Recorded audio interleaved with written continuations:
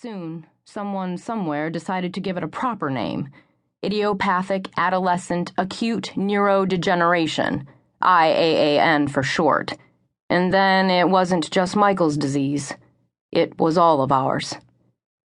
All the adults I knew buried the knowledge beneath lying smiles and hugs. I was still stuck in my own world of sunshine ponies and my race car collection. Looking back, I couldn't believe how naive I was, just how many clues I missed. Even big things like when my dad, a cop, started working longer hours and could barely stand to look at me when he finally did come home. My mom started me on a strict vitamin regimen and refused to let me be alone even for a few minutes.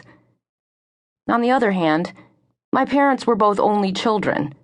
I didn't have any dead cousins to send up red flags, and my mom's refusal to let my dad install a soul-sucking vortex of trash and mindless entertainment, that thing commonly known as a television, meant that no scary news broadcasts rocked my world. This, combined with the CIA-grade parental control set up on our internet access, pretty much ensured I'd be far more concerned with how my stuffed animals were arranged on my bed than the possibility of dying before my 10th birthday. I was also completely unprepared for what happened on the 15th of September.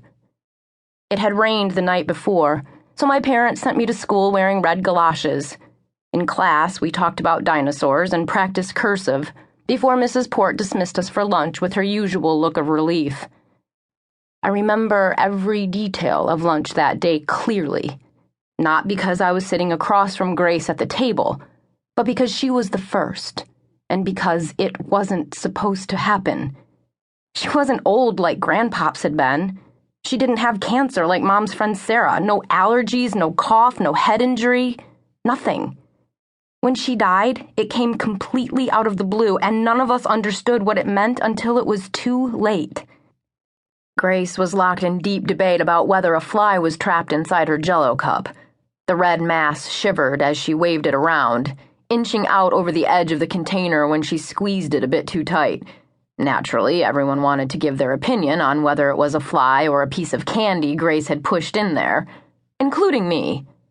"I'm not a liar," Grace said. She stopped. The plastic cup slipped from her fingers, hitting the table. Her mouth was open, eyes fixed on something just beyond my head. Grace's brow was furrowed, almost as if she was listening to someone explain something very difficult. "Grace?" I remember saying. "Are you okay?" Her eyes rolled back, flashing white in the second it took for her eyelids to droop down. Grace let out a small sigh, not even strong enough to blow away the strands of brown hair stuck to her lips. All of us sitting nearby froze, though we must have had the same exact thought.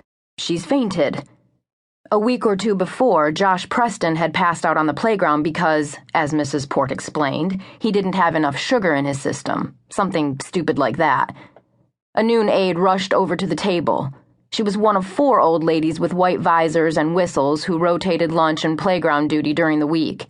I have no idea if she had any medical certifications beyond a vague notion of CPR, but she pulled Grace's sagging body to the ground all the same. She had a rapt audience as she pressed her ear to Grace's hot pink t-shirt, listening for a heartbeat that wasn't there. I don't know what the old lady thought, but she started yelling, and suddenly white visors and curious faces circled in on us.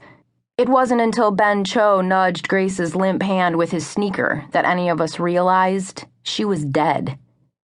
The other kids started screaming. One girl, Tess, was crying so hard she couldn't breathe.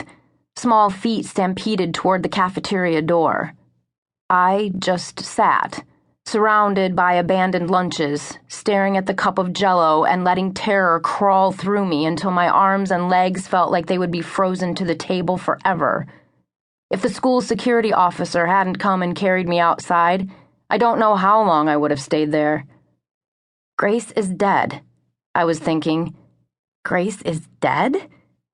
Grace is dead. And it got worse.